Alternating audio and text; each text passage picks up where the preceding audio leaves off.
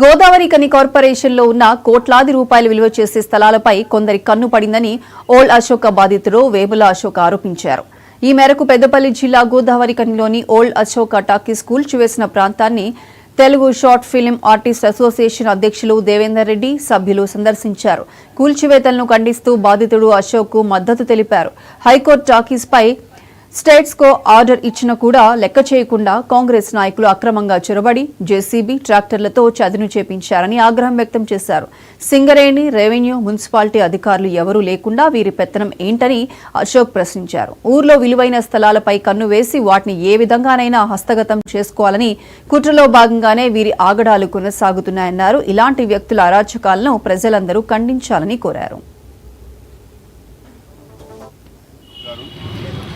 ఇక్కడ షాప్ పెట్టి అంటే కొన్ని సంవత్సరాల నుంచి వెళ్ళి చాలామందికి ఉపాధి ఇవ్వడం అనేటువంటి జరుగుతుంది. మేము కూడా ప్రత్యక్షంగా చూసాము. అంతేకాకుండా తను పర్సనల్గా ఇక్కడ షాపు పెట్టి ఉపాధి కల్పించడమే కాకుండా షార్ట్ ఫిల్మ్ నిర్మిస్తూ మా కళాకారులు కూడా ఎంతోమందికి ఉపాధి కల్పిస్తున్నాడు. సార్ ఈ రోజు వరకు కూడా ఈ ఓల్డ్ అశోక స్థలము 100% దానికి లీజు హోల్డర్ని నేనే. దీనికి సంబంధించిన టోటల్ వివాదం గౌరవ తెలంగాణ హైకోర్టులో జరుగుతూ ఉంది, విచారణలో ఉంది. ఆ స్టాటస్కో పొంది ఉన్నాను.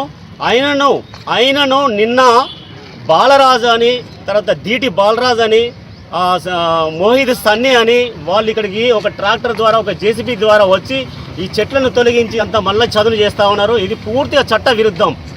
ఈ ప్లేస్ మీద ఎవరైనా మాట్లాడాలా, చేయాలా, ఏదైనా కార్యక్రమాలు గలపాలి అనుకుంటే అటు సింగరేణి వాళ్ళు కానీ, ఇటు రెవెన్యూ వాళ్ళు కానీ, ఇటు మున్సిపాలిటీ వాళ్ళు మాత్రమే చేయవలసి ఉంటుంది.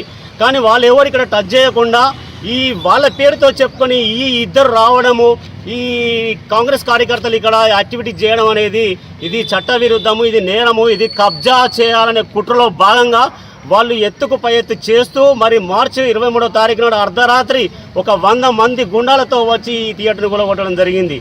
తర్వాత 10వ తారీఖు నాడు, ఈ నెల 10వ తారీఖు నాడు నా షాప్ నిర్వహించుకుంటే నా షాప్ను కూలగొట్టడం జరిగింది. ఇంత దౌర్జన్యం ఈ ఊరిలో జరుగుతూ ఉంది.